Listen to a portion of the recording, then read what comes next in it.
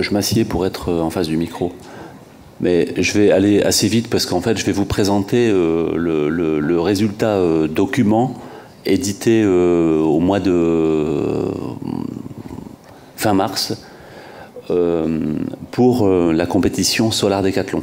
Alors Solar Décathlon, à l'origine, c'est une compétition internationale qui est née aux États-Unis avec l'objectif, alors je ne sais pas à quand ça remonte, mais peut-être plusieurs dizaines d'années, mais pas beaucoup plus que 2 peut-être, dont le projet était de construire des maisons zéro énergie, c'est-à-dire il y a rien, pratiquement rien ne rentre, ou en tout cas ces maisons elles produisent autant d'énergie qu'elles en consomment.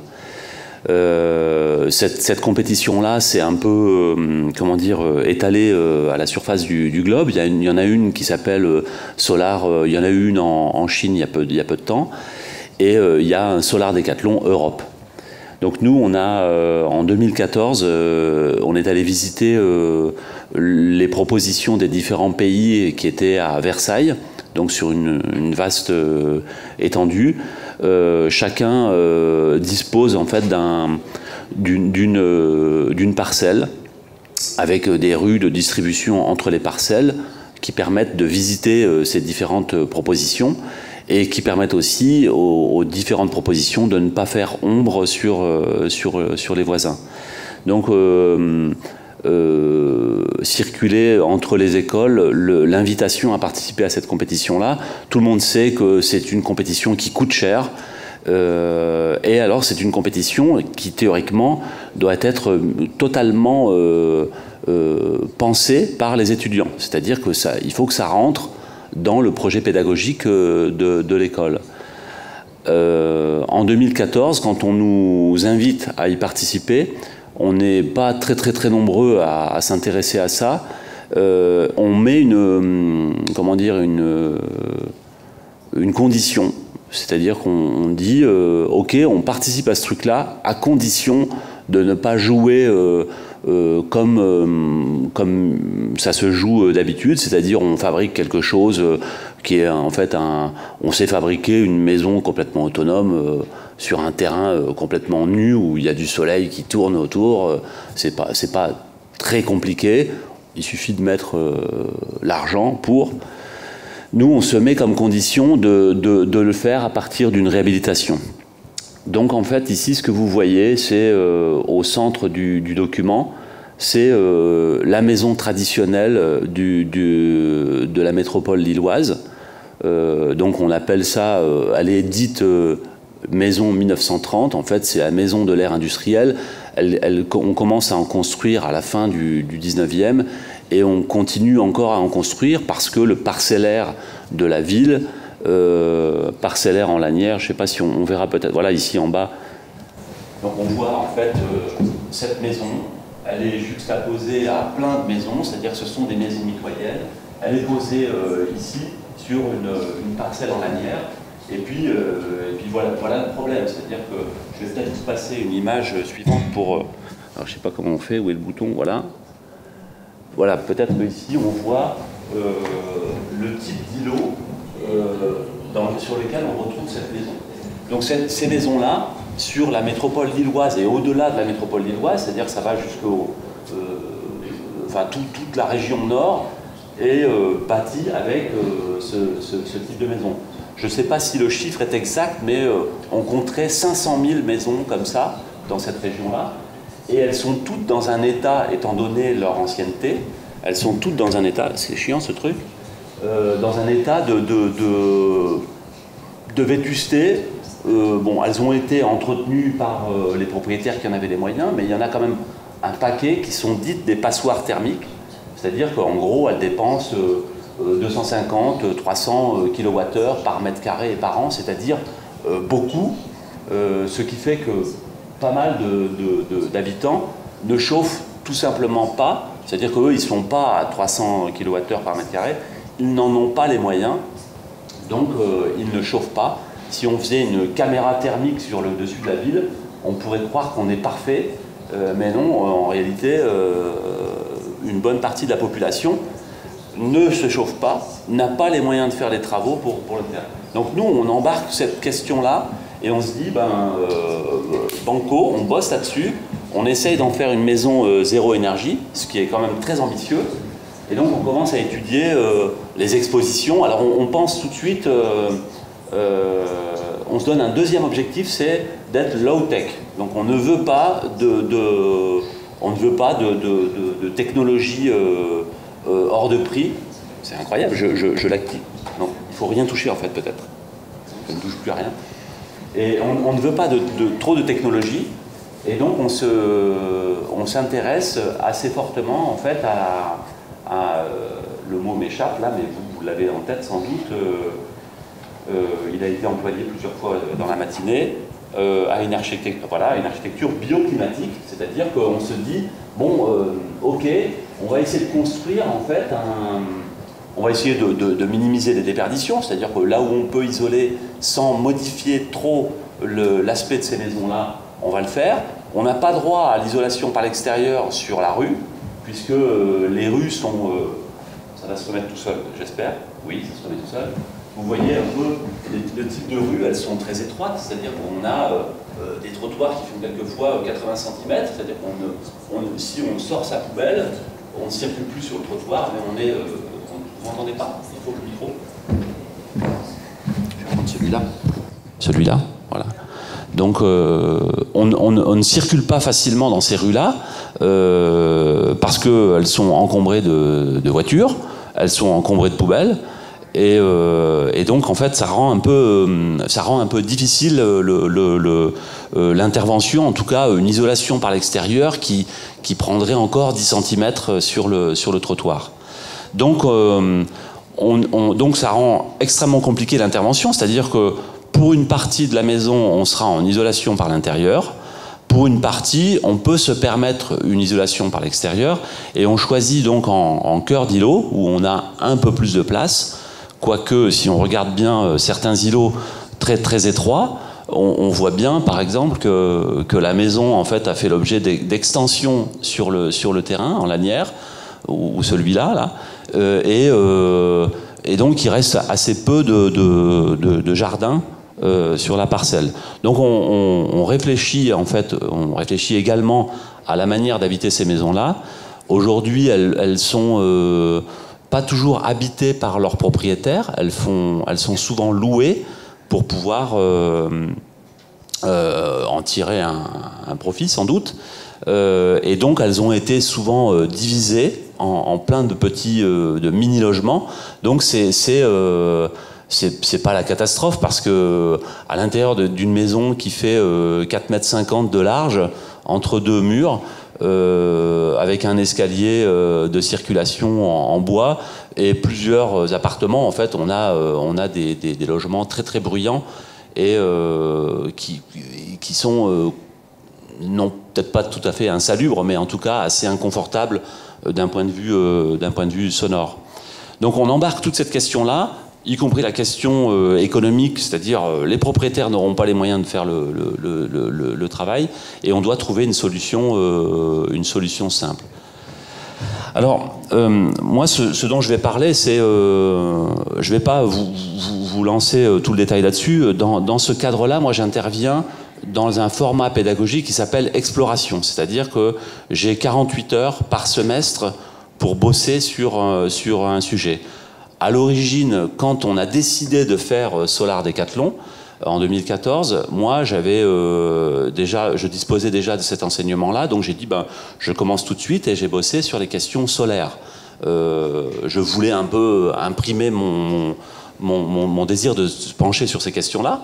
À ce moment-là, on ne travaille pas encore en atelier d'architecture, c'est-à-dire en studio d'architecture, sur cette question-là. On n'y travaille que depuis l'année dernière, quand a été confirmée notre participation à cette compétition. Et donc, sur les questions solaires, il me semble que tout est à faire, c'est-à-dire que j'invite mes étudiants dans ce format de 48 heures à faire des expérimentations, c'est-à-dire je leur donne un cours pour leur dire, voilà, vous l'avez remarqué, vous le savez tous, mais maintenant je vous donne des moyens de calcul. Le soleil se lève à l'est, il se couche à l'ouest. Il ne se lève pas toujours à l'est, il se lève à l'est que 2 jours par an.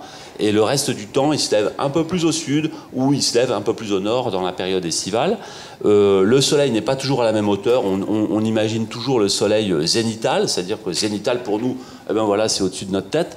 Et chez nous, en hiver, le zénith, c'est un angle de 16 degrés, c'est-à-dire quelque chose de très très très faible. Et donc, il faut comprendre ces enjeux-là. Donc, il y a des petits outils, des petits logiciels en ligne qui permettent de le comprendre. Et en même temps, on a d'autres outils. On peut faire de l'inertie thermique, on peut peut-être jouer sur des expositions favorables, etc. Et donc, je demande à mes étudiants de comprendre ces principes-là et de fabriquer des modèles, des sortes de maquettes dans lesquelles ils isolent les différents paramètres. Donc, si on veut isoler la question de l'orientation solaire, eh bien, on peut construire 2 fois le même objet. Il y en a un qu'on oriente plein sud, l'autre qu'on oriente sud-est. Et puis, on mesure les températures à l'intérieur du modèle avec un thermomètre enregistreur. Et puis après, on compare les courbes de température. Et grâce à ça, les étudiants comprennent que bon, les variations ne sont pas si horribles que ce que l'on dit quand on veut rejeter le bioclimatique. Tout le monde dit, bah voilà, qu'est-ce que vous voulez, une ville complètement orientée au sud? Bah non, orientée sud-est, voire même plein est, ça ne fait que quelques pourcentages d'énergie en moins, et ça n'est pas totalement dramatique.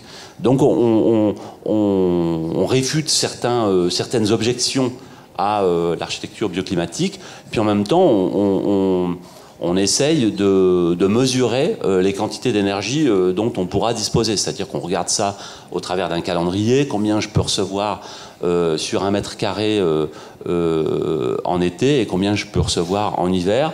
On regarde les différences et on commence à réfléchir à comparer ça avec le DJU, donc le degré jour unifié, c'est-à-dire ce qui caractérise les besoins d'une maison au fil de l'année.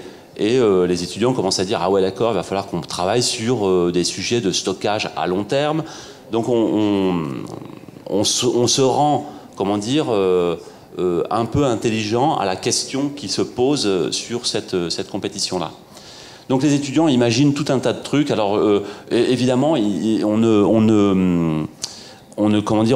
ça a l'air d'être une réponse extrêmement technicienne, c'est-à-dire qu'en effet, c'est là que c'est compliqué et que c'est pas évident à faire.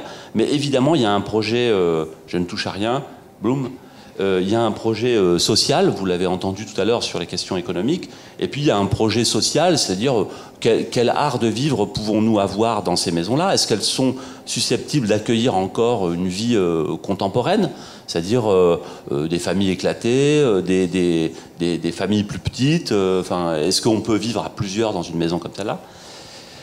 Et donc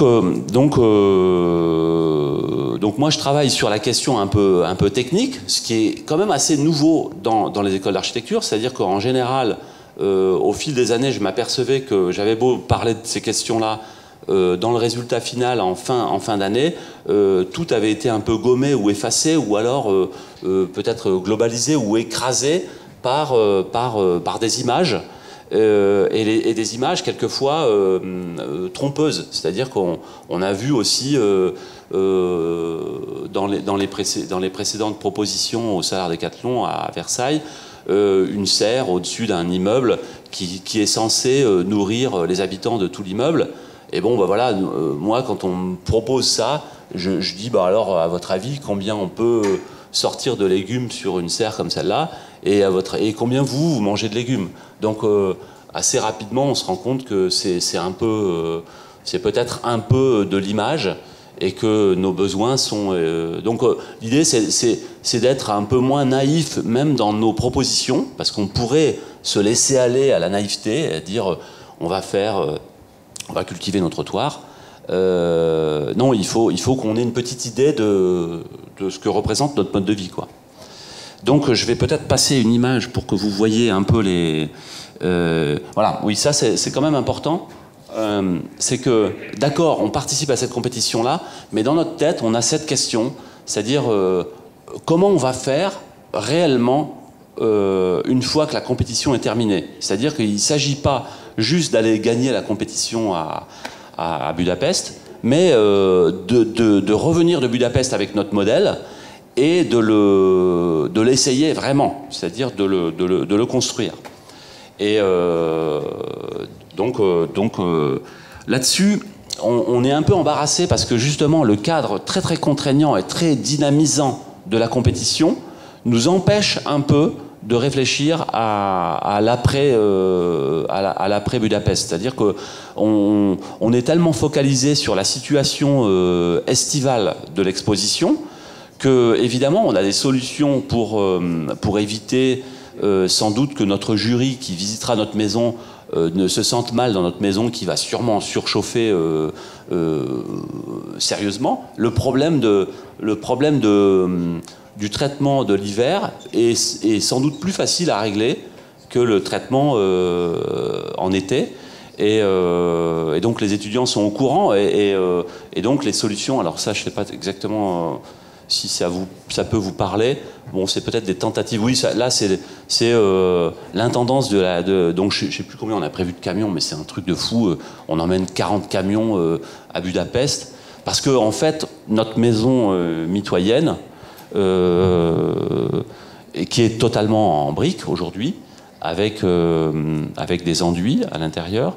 On l'a construit en bois, ce qui paraît un peu dingue. Tout le monde nous dit mais enfin votre maison n'est pas en bois. Alors on l'a construit en bois avec un remplissage de briques crues pour être le plus soutenable possible, mais surtout pour avoir l'équivalent inertique de la maison ordinaire. C'est-à-dire que nous, on fait une imitation de la maison de 1930, mais que l'on doit transporter. C'est-à-dire qu'en gros, on se met déjà des difficultés par cette participation en été, et on s'en ajoute une autre parce qu'on veut embarquer cette maison. Enfin, je ne sais plus combien, je crois que ça représente 50 tonnes de matériaux à transport, peut-être même plus que ça. Je crois que j'avais calculé qu'uniquement en briques, il y avait 50 tonnes de briques. Donc, bon, le bois va pas être très, très, très lourd, mais bon, c'est quand même aussi un enjeu de logistique, cette histoire-là.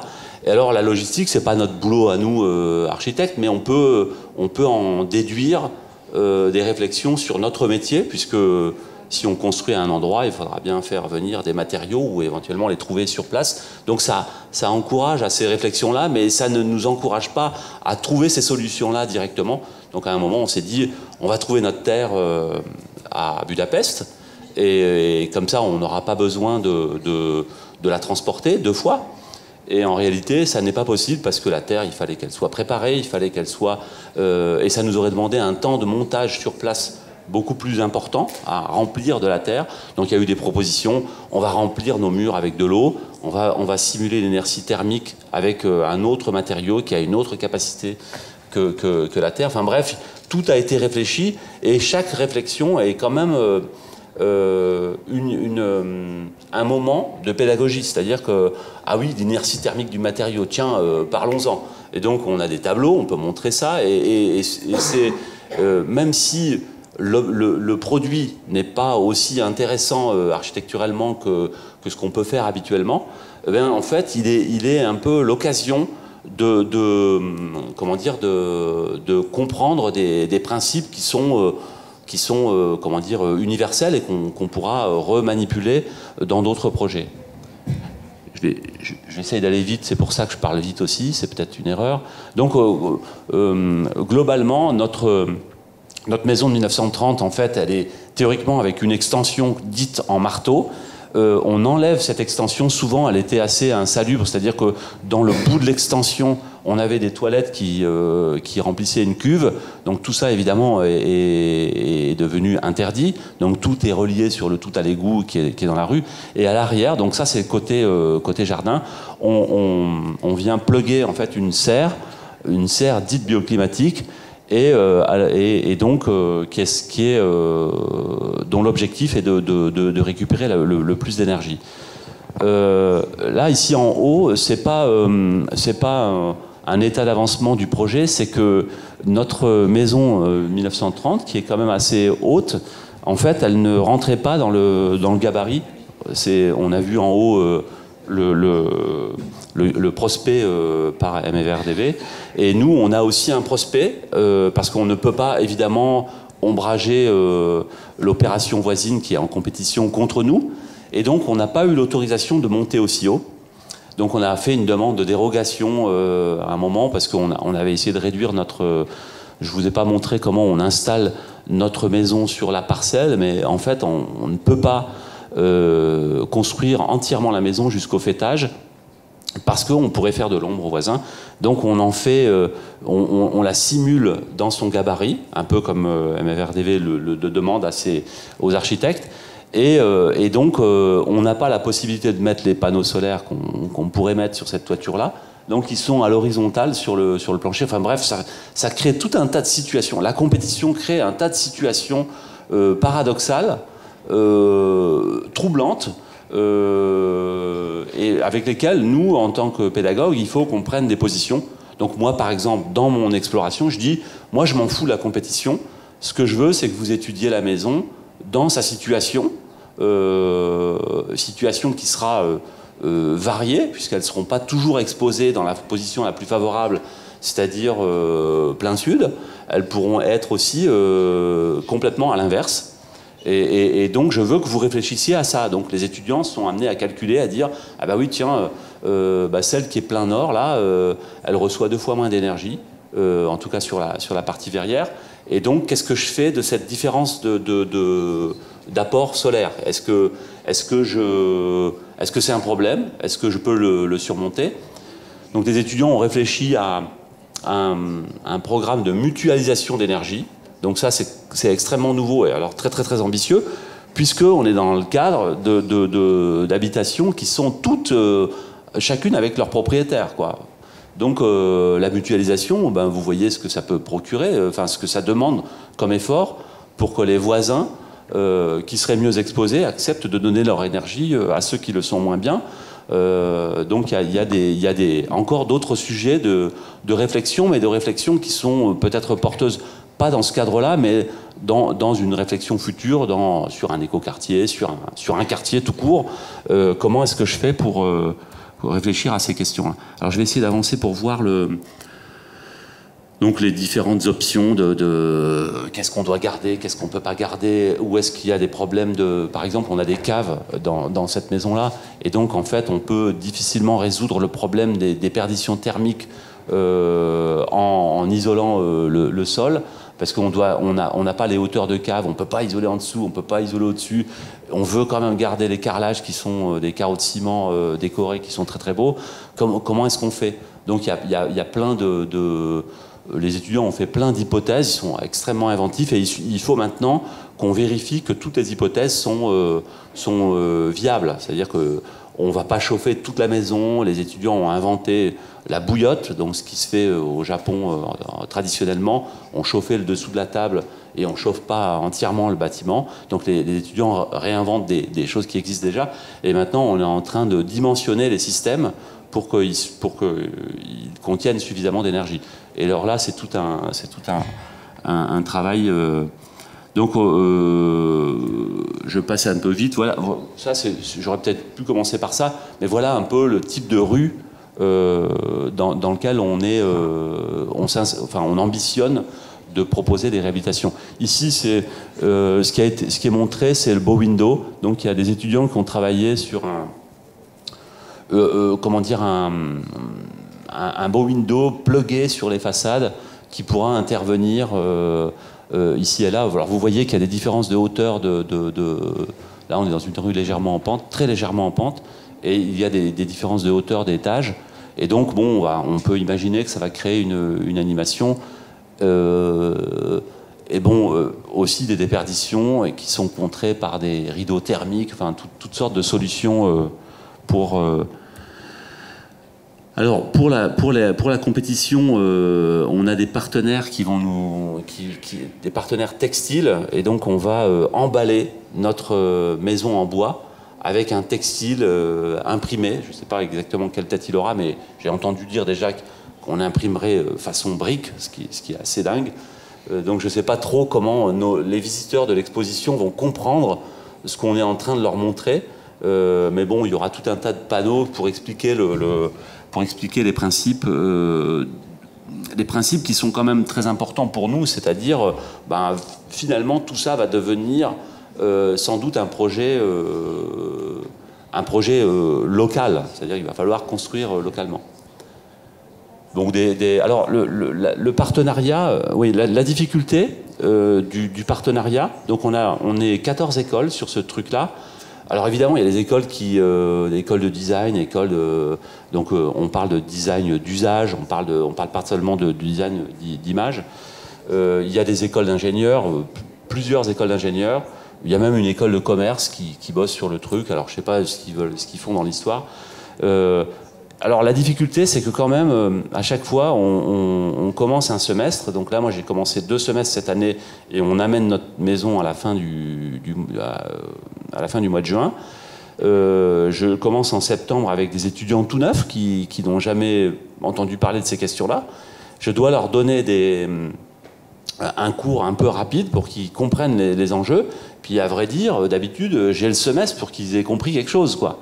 Et là, en fait, j'ai pas le semestre. C'est-à-dire qu'il faut aller plus vite que ça, parce que derrière, à l'atelier d'architecture, ils ont besoin qu'on ait pris des décisions sur des principes. C'est-à-dire que si je décide que je mise tout sur l'inertie thermique pour stocker de l'énergie le plus longtemps possible, il faut que je puisse dire, en fait, avec l'inertie dont je dispose, il faut que mes étudiants puissent dire en un semestre, on n'y arrivera pas. Ils n'arrivent pas à dire ça parce qu'eux, ils sont seulement en train de se mettre en tête ces principes-là. Et donc, en fait, c'est là qu'on triche un peu, c'est-à-dire que c'est un boulot d'étudiant, mais c'est un boulot d'étudiant dans lequel tout le monde, tous les profs, font des notes par avance pour pouvoir permettre aux autres d'avancer. Donc, on a un petit problème de calendrier. On espérait que nos étudiants déjà formés en 2014 pourraient venir, mais ils sont déjà sortis de l'école. Ils sont plus là, et ceci recommence chaque semestre, c'est-à-dire que là, 2e semestre, en février, j'attaque à nouveau avec de nouveaux étudiants, c'est-à-dire qu'il faut que je recommence un peu à zéro, je réexplique ce que c'est qu'un kilowattheure, je réexplique ce que c'est que la capacité thermique d'un matériau, je réexplique en fait des choses un peu que je suis content d'expliquer parce que j'imagine que quand ils sortiront, les étudiants, ils seront un peu armés de ce truc-là, mais en tout cas, ils ne sont pas opérationnels tout de suite. Et les écoles d'ingénieurs disent la même chose, enfin tout le monde dit la même chose. Donc on est un peu obligé de tricher, c'est-à-dire qu'on fait bosser nos chercheurs, on fait bosser les profs, qui font des notes de calcul qui permettent d'avancer sur l'hypothèse esquissée il y a déjà un an, mais qui avance un peu par à coup. Donc ça, c'est la partie difficile de cette expérimentation normalement pédagogique. Donc je trouve que nos enjeux sont prioritairement pédagogiques et les enjeux de la compétition ne sont, même s'ils affichent une priorité pédagogique, ne les tiennent pas, ne nous donnent pas les moyens de les tenir. Donc moi je dis que c'est pas un bon plan, quoi. C'est-à-dire qu'on n'aurait pas dû faire ça. C'est beaucoup d'argent qui est dépensé par notre établissement pour peu d'étudiants finalement, parce que ça concerne peut-être une quinzaine d'étudiants, allez disons peut-être 20 ou 30 à tout casser par semestre, c'est-à-dire pas grand monde pour une opération très très coûteuse pour l'établissement en termes d'organisation, c'est-à-dire qu'on a dû employer des gens, un prof a été détaché pour pouvoir mener tout ça, fabriquer le partenariat, aller discuter, présenter, etc. Moi, je ne suis pas du tout détaché, je fais mon boulot normal. Donc, comme mon boulot normal, c'est d'avoir des étudiants, eh bien, je mets la priorité sur mon travail avec mes étudiants, quitte à ce que, du côté du projet, j'avance pas aussi vite que ce qu'on me demanderait. Donc oui, il y a un truc un petit peu difficile. Alors, ce qui est très intéressant pour nos étudiants, c'est peut-être cette partie-là. Là, ici en bas, ce sont les compagnons. Donc en fait, on est aussi dans nos partenaires, on a les compagnons du devoir. Donc ce sont des ouvriers professionnels très très bien formés. Et eux, ils ont pris en charge, là par exemple, il y a un groupe qui a pris en charge la fabrication du mobilier. Donc on voit, donc dans la fabrication du mobilier, il y avait, y compris des mobiliers particuliers low-tech, c'est-à-dire, vous connaissez peut-être la marmite norvégienne, donc un tiroir dans lequel un tiroir isolant, on cuisine, disons, la moitié du temps normal pour cuisiner je sais pas quoi, n'importe quoi, un poulet ou du riz ou n'importe quoi. On met 5 minutes au lieu d'en mettre 15 normalement pour le cuisiner, et puis ça se termine avec les vertus de l'inertie et de l'isolation. Ça se termine tout seul, et donc au moment... donc voilà, il y a un meuble, je ne sais pas si on le voit ici. Non, on ne le voit même pas. Il a peut-être même disparu. Et donc ce sont les compagnons qui construisent. Alors les compagnons, ils ont plein de métiers. Donc il y a les compagnons charpentiers qui bossent sur la fabrication de la structure, et surtout sur sa démontabilité. Donc en fait, comment on va connecter pour pouvoir monter très facilement sur le site l'opération. Donc en gros, on forme plein de gens, mais pour des choses qui ne concernent pas totalement, complètement l'objet, qui est de faire une maison low énergie. Donc je trouve qu'en fait, par rapport à la question d'urgence qui se pose à nous, c'est-à-dire on a quand même une vraie question d'urgence, il faut qu'on descende vraiment très très fortement nos consommations d'énergie. Et là, on est en train d'en dépenser plein pour d'autres questions, mais qui serviront ailleurs. C'est jamais complètement perdu, mais qui ne sont pas complètement dirigées vers l'objectif qui est de diminuer très très fortement nos consommations dans ces maisons. L'impasse qu'on a fait, c'est la question économique, la question administrative et économique, c'est-à-dire comment on va faire pour la massification, c'est-à-dire quand on revient de Budapest en septembre, là, on réattaque, et comment on fait pour aller décider, les habitants, de passer à l'acte, parce qu'ils n'en ont pas les moyens, donc c'est pas eux qui vont le faire. Ils n'ont pas dans la tête la question de la mutualisation. Enfin, il y en a peut-être quelques-uns qui l'ont, mais c'est pas général. D'ailleurs, les gens sont plutôt individualistes, et donc ils vont penser à leur chaudière, leur fenêtre isolante, donc comment on fait pour passer à ça? Ben, c'est pas le boulot des architectes c'est pas un boulot d'architecte que de mener ça. Donc la passation, le passage du témoin n'est pas fait, même si dans nos écoles, les designers sont intéressés par ces questions-là. Mais il n'y a pas, on n'a pas dans nos contacts des banques, du financement triangulé, c'est-à-dire que c'est pas celui qui bénéficie des dépenses des économies d'énergie qui finance donc on n'a pas encore ça. Donc tout reste à faire pour comment dire, traiter nos 500 000 maisons. Donc voilà, j'arrête là parce que je pense que peut-être que je peux vous laisser sur cette image-là. Oui, il y a des parties aussi collectives. Là, par exemple, en vert, c'est une friche industrielle en cœur d'îlot qui a fait l'objet d'un petit traitement particulier. On va en faire une serre qui va stocker de l'énergie. Alors, il y a des choses fausses aussi. Donc, bon, ça, c'est intéressant. C'est un boulot aussi de communication pour les étudiants, c'est-à-dire comment je communique ce projet-là et comment je parviens à engager ceux qui en auraient le pouvoir à se lancer dans l'opération. Donc là, pour l'instant, on est bien parti, puisqu'il y a des gens localement qui ont envie de le faire. Mais c'est pas encore, on n'en est pas encore au passage à l'acte, c'est-à-dire on sort pas les truelles le mois prochain. On est en phase de répondre au concours et de revenir du concours, c'est tout. Voilà. Bon, j'ai terminé, de toute façon je pourrais continuer trop longtemps, mais peut-être comme ça, quelques questions avant le repas. Merci.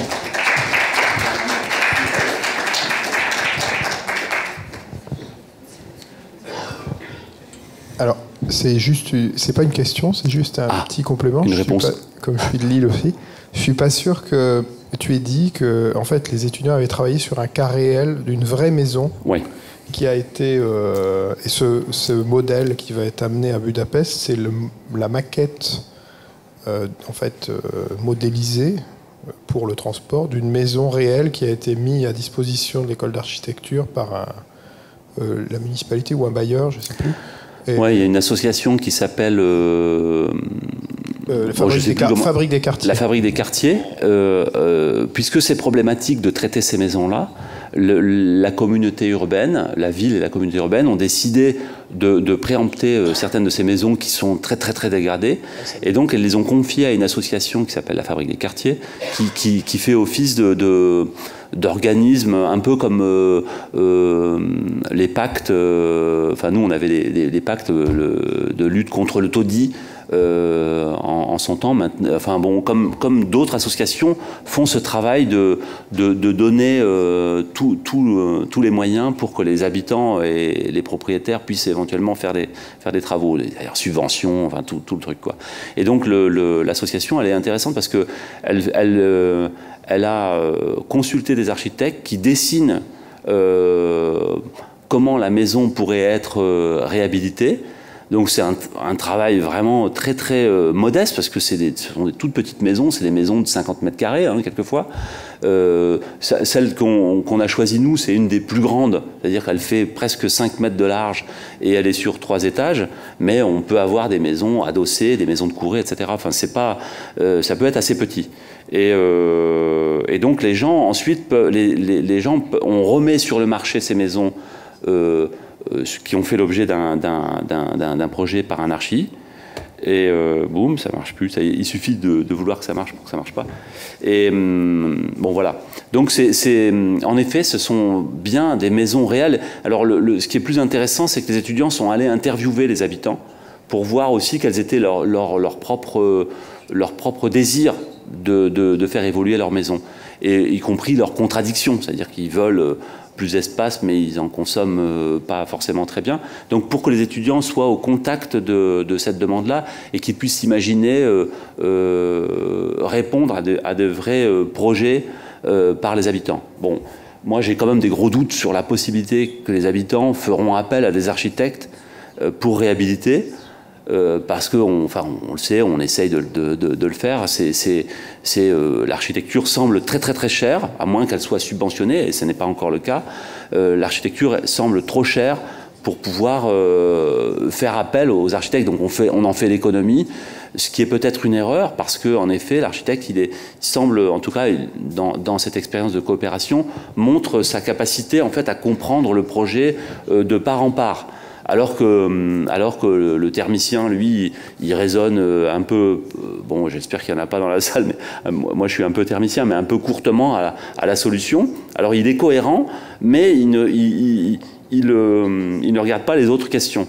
Alors que bon, là, en tout cas, nos jeunes gens sont très intéressés par ce projet-là et désireux d'aller travailler dans cet environnement. Mais en ce qui concerne la maison, une des maisons a été mise à disposition de l'école, il y a eu un accord, et les étudiants ont pu expérimenter même physiquement des modalités d'intervention en refaisant des modules de plancher, des systèmes de bow window. Donc ça fait partie d'un travail pédagogique d'intervenir donc physiquement et réellement sur une des maisons. Ouais. On n'a pas de photo là-dessus, et c'est la maison qui a été modélisée ensuite, je pense, pour Solar Decathlon. En plus, ça fait plusieurs années que le travail est en cours. Ouais.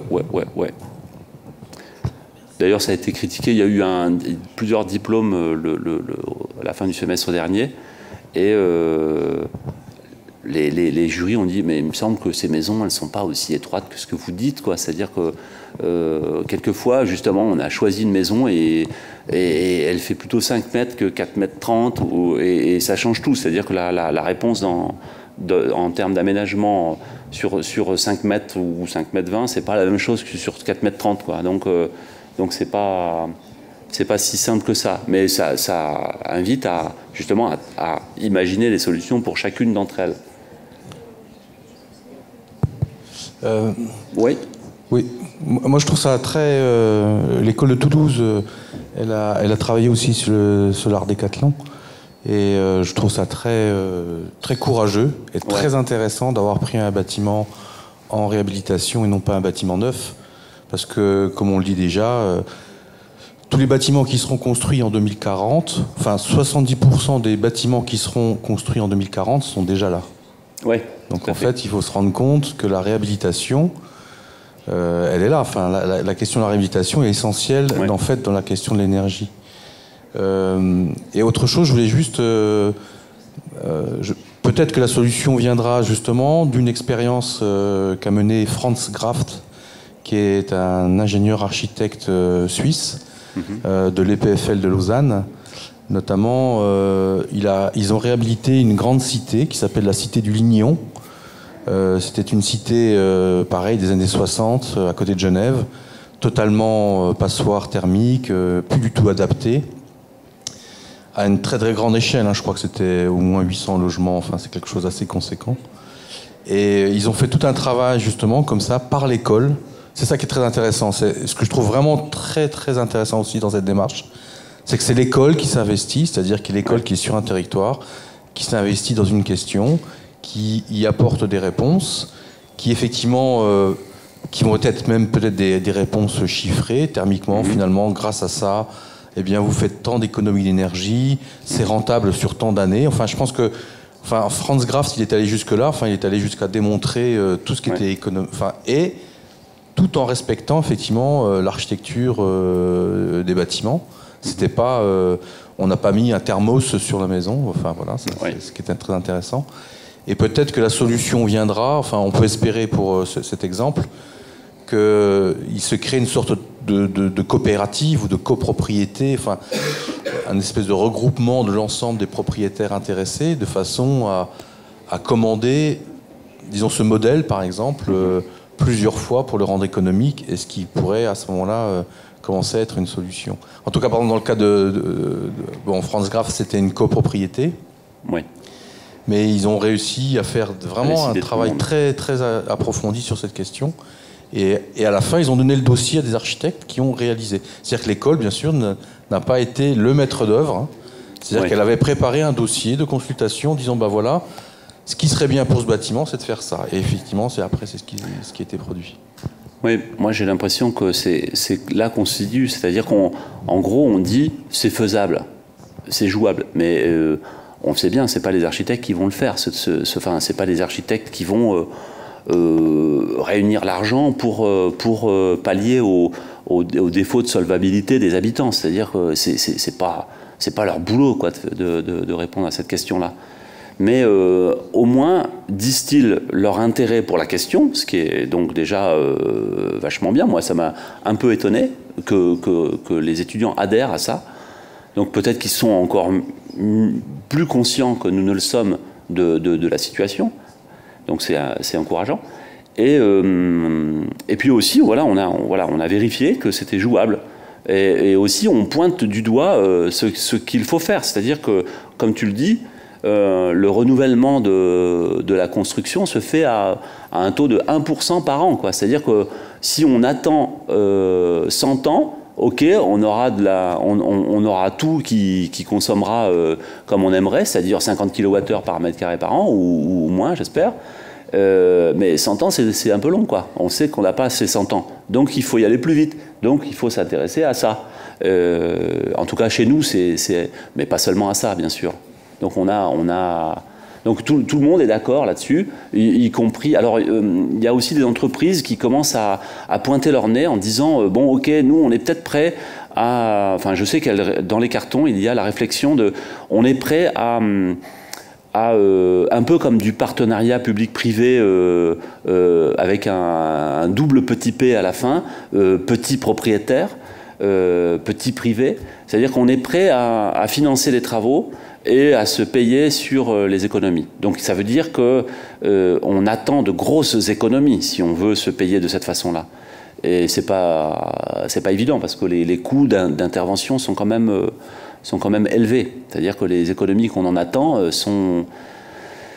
Je sais pas, il faut qu'il y ait quand même un projet politique, une volonté politique pour que cette chose-là se fasse, quoi. Il faut qu'il y ait quelqu'un qui dise bon, c'est ça qu'il faut qu'on fasse parce que c'est indigne de laisser les gens sans chauffage dans leurs maisons qui sont des passoires. Donc oui, il faut il y a de gros enjeux. Je ne sais pas si on y arrivera si vite que ça. Okay, si on pourra discuter à table, si vous voulez. Oui, peut-être, vu l'heure. On a bien renfloué par des milliards de milliards des banques qui ont été assassiner le monde. Cet argent, il n'existait pas. Ouais. On l'a bien créé. Alors on peut bien en créer quelques petits milliards pour nous sauver tous, là. Ouais. D'accord. Il y a un programme, il y a un plan national de résorption de l'habitat insalubre, enfin de l'habitat passoire énergétique. Je crois qu'il est de 14 milliards ou 15 milliards. Bon, moi, j'ai essayé de le calculer, c'est sur 5 ans. Hein. Donc ça fait pas beaucoup de milliards par an. Ça fait 3 fois rien. En plus, la moitié va être donnée pour... Enfin, c'est l'ANA qui va pouvoir le distribuer. En gros, c'est une pitch-net, quoi. Ce n'est rien du tout. Par contre, tous les ans, les Français dépensent 33 milliards pour se chauffer. Par contre, tous les ans... donc, en gros, sur les dépenses d'énergie, donc annuellement, 33 milliards, c'est quand même un sacré paquet de pognon, quoi. Donc c'est à mon avis là-dessus, et puis les Français dépensent aussi de l'argent pour réhabiliter. Il y a dans la construction, on dépense pas mal d'argent, mais il faut qu'on décide de ce qu'on veut faire. C'est-à-dire, est-ce que c'est ça qui intéresse plein d'habitants, ou est-ce qu'on continue à faire des trucs pour épater la galerie, quoi. Bon.